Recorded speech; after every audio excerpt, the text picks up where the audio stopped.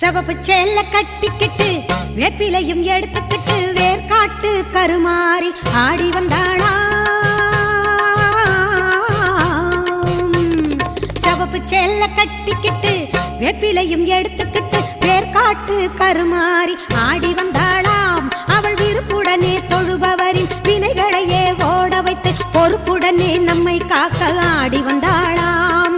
Mariamma Karumariamma, Mariamma Karumariamma.